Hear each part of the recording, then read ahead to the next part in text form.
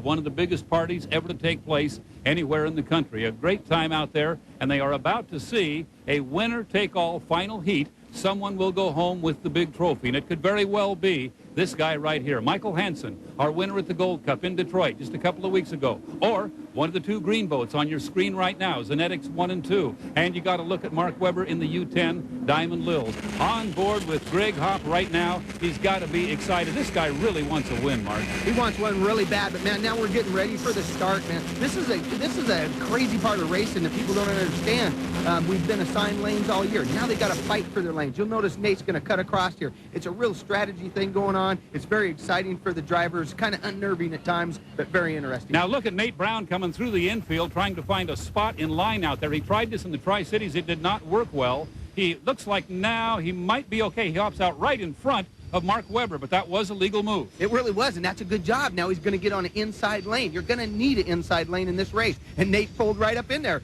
Dave Villwock's probably going, oh, shoot, he got one on me.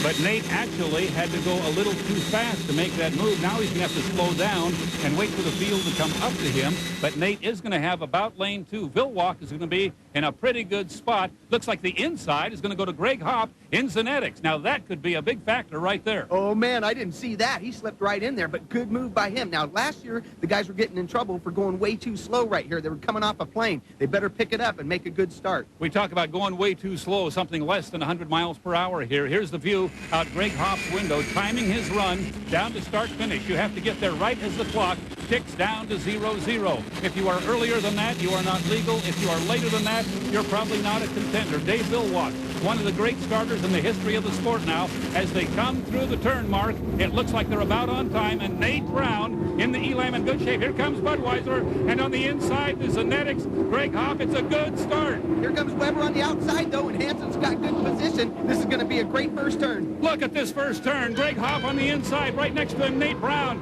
in the Elam Plus, then the Budweiser charging hard. He's actually out in about lane 4. There are more boats in between now. Here comes Mike Hansen in the white boat.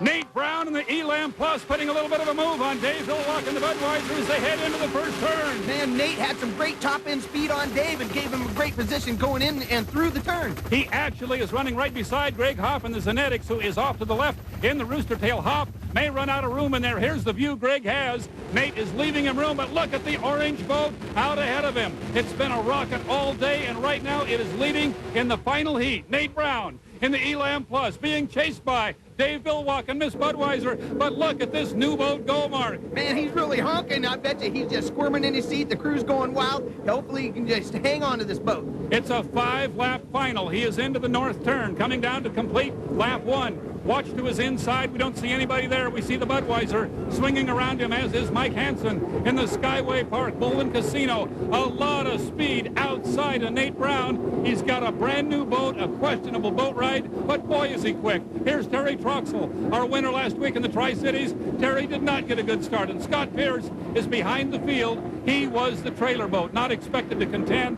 It's very, very rough back there. Meanwhile, out front, everything going great so far for Nate Brown in his brand new Elam, but here comes the Budweiser. He's got a great jump on everybody. Now if he can just find some clean water, keep a smooth, consistent turn, he should have him. Oh, who was that on the inside? Just got hosed. Nate Brown in the Elam had his legal 7 boat length overlap on Greg Hopp and Zenetics, moves over into lane 1. Greg got a big gulp of water. Now here's Dave Villwock. He's running outside of Nate Brown. He has the race boat certainly to go after him, but will he be able to catch this very, very quick orange boat? Here's the view inside. Greg Hopp losing his lane. Oh, man, hate it when that happens, but you're right. He had 7 boat lengths to come over on him. The cow lane worked for Greg. You got to keep going, but it just took him out of the race. Even if it's your buddy out there, this is for the championship of the GM Cup at Seafair. No love lost. You get a chance to move over and take the lane. You got to do it. You know it, and Greg knew it. He saw it coming, and what the heck, you just got to keep racing. But you know what? I don't think the Budweiser's got enough speed to catch Nate Brown today. 2 laps into our 5-lap winner-take-all final. Dave Villwock continuing to give chase in the U1 Miss Budweiser.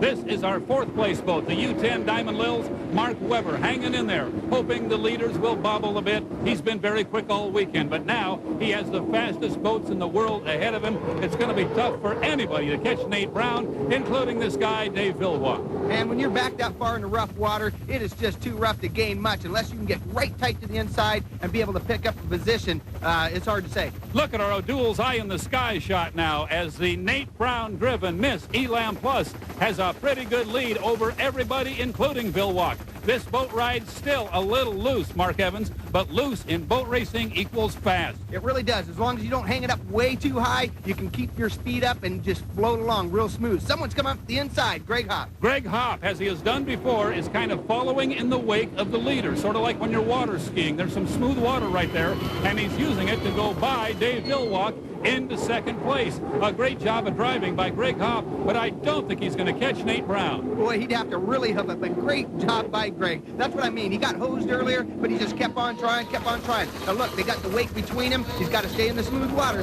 Billwalk has to stay to the right of that wake. It would be very, very risky for him to get into that rough water. Meanwhile, Hopp has moved out now to a pretty comfortable lead over the third place boat. Hopp running second.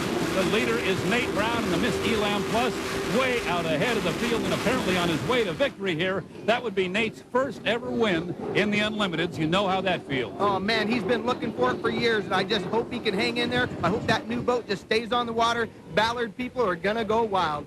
Greg Hopp once again showing us a great shot as he comes up the backstretch in lane one. Now Nate Brown out ahead of him, and the Elam hosed him once, Mark. He could do it again right here if he wanted to, but he appears to be giving Greg room to run in there. No reason not to. Nate with a nice lead now as he brings the Elam through the north turn for the third time. Yeah, Nate made a really lousy start last weekend, and you know what? He's making up for it. That was just a perfect start this time, and he's leading because of it. Dave Billwalk back in third place, and Miss Budweiser now as he comes through the north turn. He'll come down and take the white flag as Nate Brown has just done in the Miss Elam Plus. One lap remaining. This will be the longest lap of Nate Brown's long racing career. Man, you could say that again. He was leading one time in Hawaii, going to win the race, and blew a propeller off, so I'm sure he's thinking about things like that.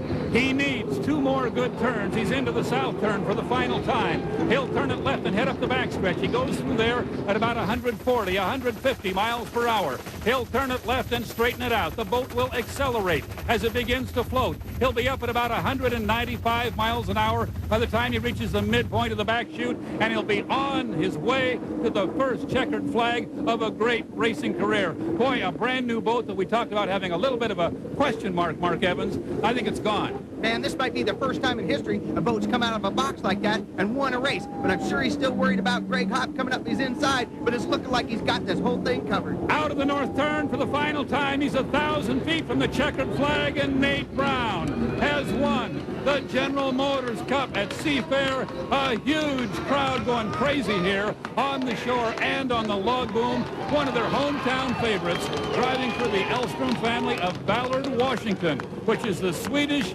Norwegian fishing community. The legendary Bardol boats came out of that same neighborhood, run by Ole Bardol and family. The beautiful orange and white Elstrom families, Miss Elam Plus, driven by Nate Brown, our champion here in Seattle. Greg Hopp and Zenetics won in second place. Dave Billwalk and Miss Budweiser settling for third. Elstrom family's Miss Elam Plus to a thrilling victory in the General Motors Cup at Seafair. All that's left now is to get the boat back on the trailer safely. Here comes son Derek. We've known him since the day he was born. He's a quarter midget racer. Mark Evans now has the winning driver.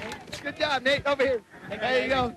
Hey, come on down. Nope, stay right over here. Come on, Nate. Good job, Nate, man. Congratulations on your win. Oh, thanks. Tell us about it. God, what can I say? I've been planning a speech for years, and all I ever get is a bunch of tear balls right now, Mark. But good job, man. Okay. Nate Brown, a hometown winner in his brand new Miss Elam Plus. Mark Evans helping him park the boat down there as Nate waves to the huge crowd.